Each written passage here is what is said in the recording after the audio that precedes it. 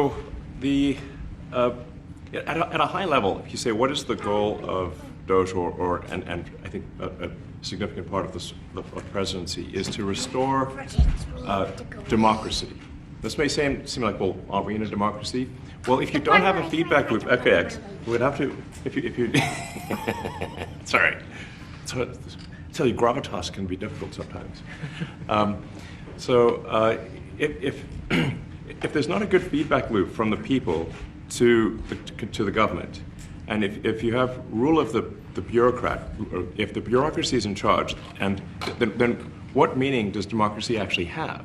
If the people cannot vote and have their will be decided by their elected representatives in the form of the president and the Senate and the House, then we don't live in a democracy, we live in a bureaucracy. So it's incredibly important that we close that feedback loop, we fix that feedback loop, and that the public's elected representatives, the president, the House, and the Senate, decide what happens, as opposed to a large unelected bureaucracy. This is not to say that there are good people who are in the federal bureaucracy, but you can't have an autonomous federal bureaucracy. You have to have one that is responsive to the people. That's the whole point of a democracy. And if you looked at if you looked at the founders today and said, what do you think of the way things have turned out? Well, we have this unelected, fourth unconstitutional branch of government, which is the bureaucracy, which has, in a lot of ways, currently more power than any elected representative. And this is not something that people want, and it does not match the will of the people. So it's just something we've got to fix. And then we've also got to address the deficit. So we've got a $2 trillion deficit, and if we don't do something about this deficit, the country's going bankrupt. I mean, it's really astounding that the interest payments alone on the national debt exceed the Defense Department budget, which is shocking because we spend a lot of money on defense, and if that just keeps going, we're essentially going to bankrupt the country. So what I really want to say is, like, it's not optional for us to reduce the federal expenses. It's essential. It's essential for America to remain solvent as a country, and it's essential for America to have the resources necessary to provide things to its citizens and not simply be servicing vast amounts of debt. And also, could you mention some of the things that your team has found, some of the crazy numbers, including the woman that walked away with about $30 million, right, etc.? Well, we do find it sort of rather odd that there are quite a few people in the bureaucracy who have ostensibly a salary of a few $100,000, but somehow manage to accrue tens of millions of dollars in net worth while they are in that position, which is, what happened at USAID. We're just curious as to where it came from. Maybe they're very good at investing, in which case we should take their investment advice, perhaps. But there seems to be mysteriously they get wealthy. We don't know why. Where does it come from? And I think the reality is that they're getting wealthy at the taxpayer expense. That's the honest truth of it. So, we're looking at, if you look at, say, Treasury, for example, basic controls that should be in place, that are in place in any company, such as making sure that any given payment has a payment categorization code, that there is a comment field that describes the payment, and that if a payment is on the do not pay list, that you don't actually pay it. None of those things are true currently. So the reason that departments can't pass audits is because the payments don't have a categorization code. It's like just a massive number of blank checks just flying out the building. So you can't reconcile blank checks.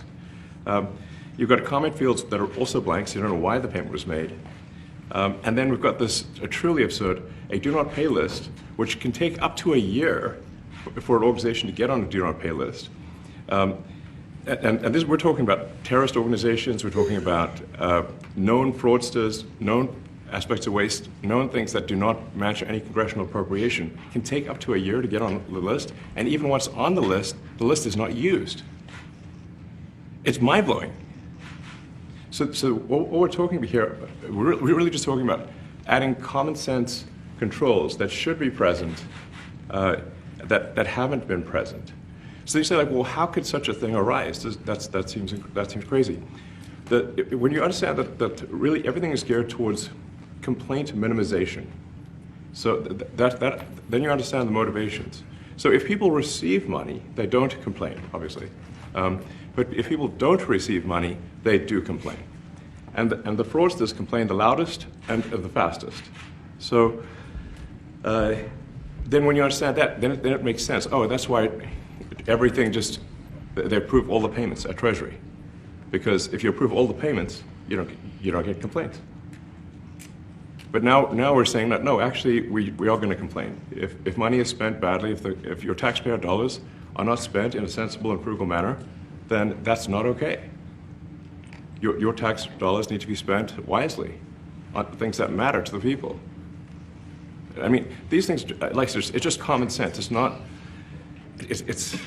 draconian or radical, I think. It's really just saying, let's look at each of these expenditures and say, is this actually in the best interest of the people? And if it is, it's approved. If it's not, we should think about it. So, there's crazy things like just cursory examination of Social Security, and we've got people in there that are 150 years old. Now, do you know anyone who's 150? I don't. Okay. They should be on the Guinness Book of World Records.